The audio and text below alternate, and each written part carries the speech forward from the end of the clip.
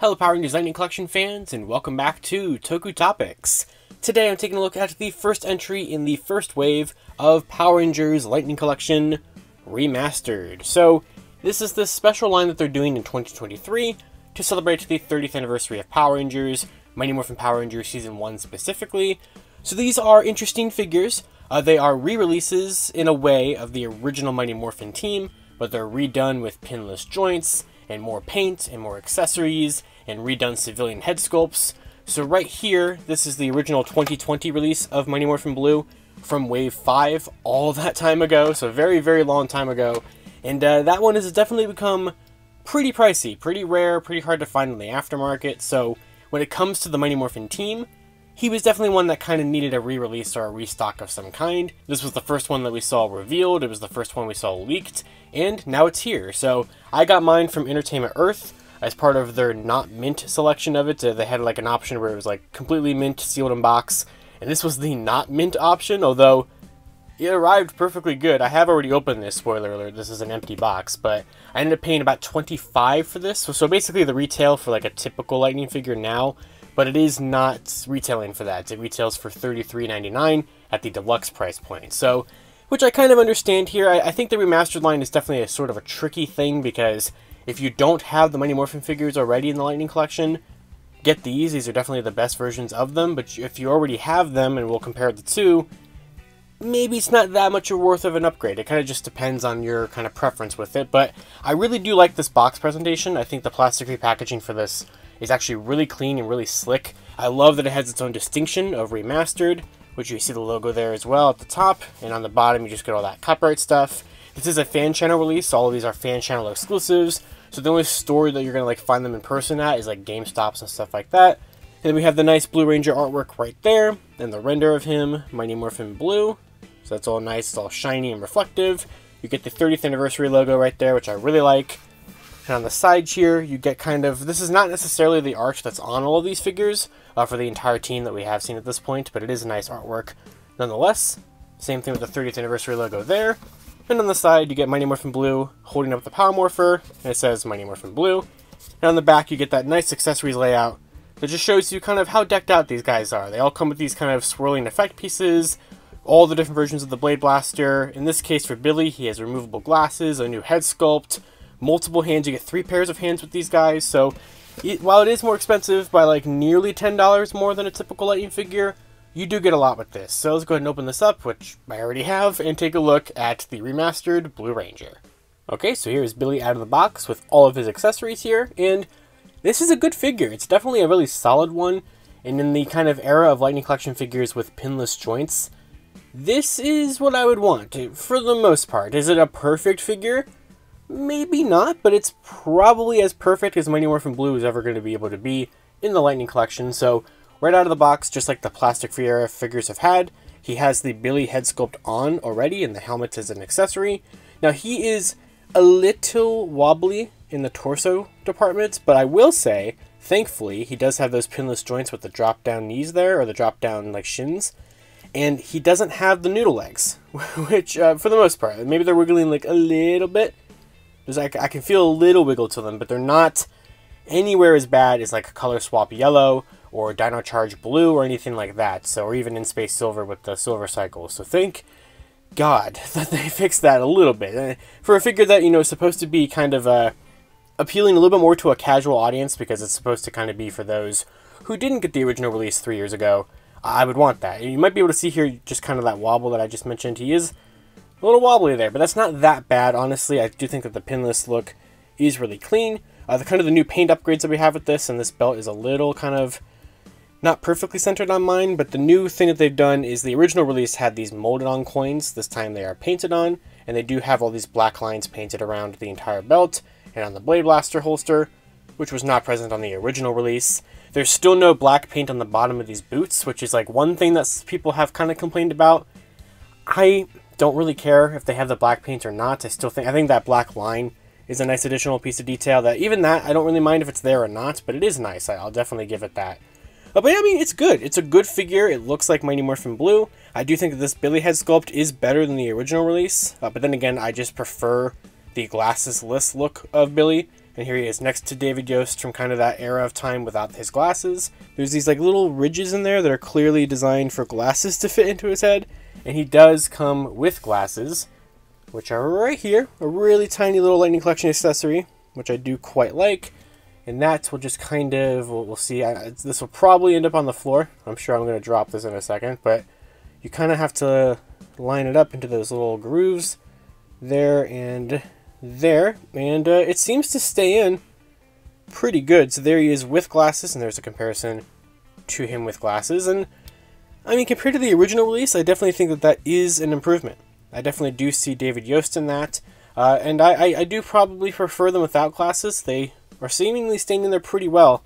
So we'll see kind of how Kendrix in Wave 14 has glasses, because she has the same kind of thing where they are removable, which is really cool. I love that detail there. It's not something I would have thought that they would actually integrate with these, and I think it's just one of those things, kind of the small things that just make this remastered release a little bit more inferior to the original one. You know, it's kind of advertised to be. Now, it did come off that neck joint very easily there, and this is the new redesigned joint that we've seen since like late 2021, so pretty much any kind of design feature with like pin lists and stuff like that that you would expect the figures to have now that they didn't have before is in this release. So it's not just a straight up like re-release of the 2021. So we'll try to grab this helmet there, see how easy it is to pop onto that joint. And there's the new helmet on the joint there. It's just a little tough to get it on there, just a little bit of pressure, but it looks really good, really solid there. I think it's painted well. I think the lines match up a little bit better on this one than they did back in my original release. And I have no problems with this helmet whatsoever. I assume it's using the more relatively newer mold that I think they introduced with the metallic armors from 2021. I would assume so, at least, but it's great. It's exactly the kind of Mighty Morphin Blue I would like, and I was always pretty happy with the original release. I thought the original release was one of the better members of the team anyway, so I don't really need a remaster to this, but it's good. You know, it's definitely good. And here is his Power Lance, which we'll take a look at here, which is pretty much the same as before. I don't think they really changed too much of this, mold-wise or paint-wise or anything like that. It's still molded and painted very nicely. Love that a lot. And just like the original one, you do get the individual smaller lances that will be eventually able to be combined with everybody else once we get remastered pink and everything. But we are getting the whole team, so you will be able to do that eventually. So you get both of those. And then you do get, this is one of the new things that we get, is all three versions of the Blade Blaster, but they're all definitely better painted than the versions of it we've had before, which we've had all three of these versions, but they are painted a little bit better with like this little silver line and stuff there. So that is a little nice full detail. So there's the Blade one, and the holstered one, which we'll use in a second here, and also the Blaster one, which this is actually the new version of this that was released with the Color Swap 2-pack, where it has an effect hole piece there. No effect piece for it specifically, but that was not present in the original mold of this one, of that accessory that we've had from like 2019 through 2022. So that is new. And speaking of new accessories, before we get to that real quick, you do get a separate pair of fists. So he comes default with just the regular Lightning Collection holding hands, one for each hand. One of his pairs of hands is just some additional fists that we've seen before. However, we have two brand new hands that are included with these, and these are Morpher holding hands. So you have this Power Morpher grip hand for kind of the bottom of it, and you kind of get this splayed open hand for you to kind of put over the top of it like you're, you know, recreating a morph pose like that, which is really neat because you do get this really tiny Power Morpher, which we'll actually go ahead and zoom in on so we can actually get a good look at it. But there that is, which I really like it. It's really nicely detailed for how tiny it is. It doesn't technically make sense because like he's already morphed. Unless you put the civilian head on, it doesn't really make like the most sense. And I did show it off. Here it is, a picture of it on the box. Like those are the kind of hands that you have with that, and it's on the back there as well. So I mean, it's cool. It's definitely a cool little feature for them to include, but I don't really specifically need it. It's fine.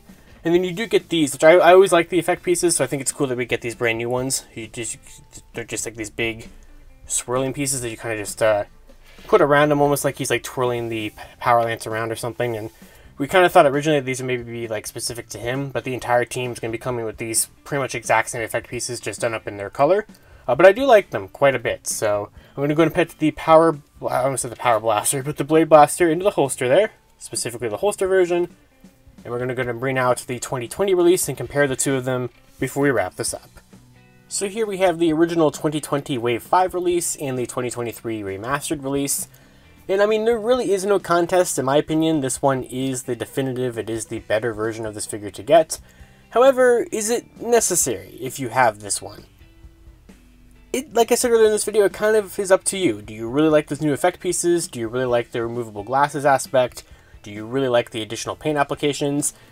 If you don't have this one, definitely get this. It's definitely better than this one in a couple ways. It's still minor. As you can see, there's a very similar.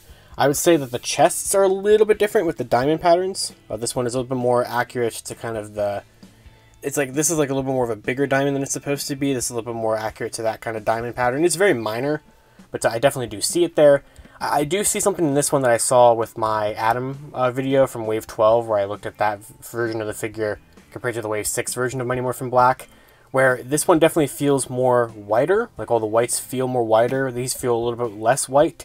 And I don't genuinely know if that is just that this is genuinely a less, like, pure white plastic, or if it's the fact that this figure is 3 years old, and this one is, like, 3 months old, and so this one is just actually yellowing with time. I really don't know. My hunch is that this is probably yellowing, and that this is just because it's the newer one. But, I mean, I definitely see a noticeable difference in the whites. And I don't know how much it's actually coming across on camera, but I definitely do notice it in person there. And I do probably prefer the molded power coin on the belt compared to the printed on one, but I do overall just prefer this one's belt with the additional lines and everything. And I do think that pinless is a nicer looking aesthetic when the figures actually have proper joints with them. Oh, and also those helmets. Like this one, I had this weird kind of like almost like winking face going on with how the silver line was applied to my helmet there. And this one is like really perfect. So I definitely do appreciate that, the newer one just looks a lot nicer and a lot cleaner. So to me, I don't know if it's a worthy upgrade. To me, it doesn't really matter if it's a worthy upgrade or not, because since I'm a Lightning Collection completionist, I would have got it regardless, because that's just what I do. Was I like clamoring for a new Mighty Morphin release? No, not specifically, but now that I have it here and that I didn't pay full retail for it, I'm perfectly fine with it. Like, this will be my definitive Mighty Morphin Blue compared to this one. This one will just kind of now sit in a box for pretty much the rest of time. It's kind of served its purpose within my collection, and I feel like we shouldn't be doing this constantly. But I do understand that from the point of the fact that this is such a rare figure to find these days, and the fact that, you know, it's the anniversary, and that you kind of want Mighty Morphin to always be this evergreen team that you can put out pretty consistently and pretty constantly, you should always kind of have it be on the market. So in that regard, I understand this, and I know that this is not going to be the final Mighty Morphin Blue figure that they release. I'm sure at some point in time they're going to sell me another one that probably has like painted boots or some other really weird minor difference or something, but in that regard, it's fine that they've done that. Here is a comparison between the Billy head sculpts, and I really don't think there's much of a contest here. The new one is infinitely better. I love that removable glasses feature. Even the skin color just looks a lot better. He's so pale here, which I didn't even like think about before, but like in 2020, I never thought this was like a terrible head sculpt, but this one, it definitely blows it out of the water there. So that's a little comparison between the original 2020 release and the new 2023 release. And that is going to do it for my review of the Power Rangers Lightning Collection Remastered Mighty Morphin Blue Ranger figure. So I've pretty much already summed it up with this. If you have the original version, you can probably skip this, but I do think that there's some pretty cool things here. It is a better version than that original one. I think it does live up to the idea of the term remastered. They really went back to the old release and just kind of touched it up a little bit, kind of implemented the newer technologies of the Lightning Collection that have been a thing in the last 3 years, and made a pretty rare figure available on the market once again, in time for the Once and Always special from last month, or of course just the 30th anniversary in general. So it's one of those ones where I don't think I can recommend it at the full price point, but I do understand why that's there with the additional paint and these effects pieces and all the accessories. I do get where they're coming from with this, but like I did, if you can kind of wait for a sale with it, I think that's better, especially if you have the original one. You're not missing out too much unless you really want these pieces. But I think this team will look really nice, though, once we have all the remastered figures. This is just the first one that I'm taking a look at here. I do have yellow on the way. That was the first wave of these, and the rest of them are not out yet at the time of this video. So stay tuned for Yellow's review in a couple days. She shipped in a separate box, so she just hasn't shown up here yet. But that's going to do it. So let me know down in the comments below. Did you pick up the remastered Blue Ranger figure, or any of the remastered figures? Are you only getting the ones you didn't get the original releases of? Are you rebuying the entire team? Is this your first dive into Mighty Morphin Lightning Collection figures? I'd like to know all your thoughts about it down in the comments below, so let me know. And of course, until next time, you guys can follow me on Twitter at LivingRangerKey or LightningFigPR, and I will see you all later. To wrap up this video, I'd like to thank my $5 and above patrons: Jurassic Samurai, Maggot Alchemist, Robert Browning, Static Thunder, Brendan Overland, Maji Yellow, MCPC Studios, Comics 1017, James Darty, John Luke, Eric Berry, Tyler Bezetsky, Matthew Thorne, Josh Landry, Pyramidus, CPT Tesla, Caboose Ed, Socket Monsters, Anthony Love, Daniel Pika, Hella Geo, Thrasher, and Jesus Prime. You can support Toku Topics for as little as $1 a month on my Patreon, linked in the description below.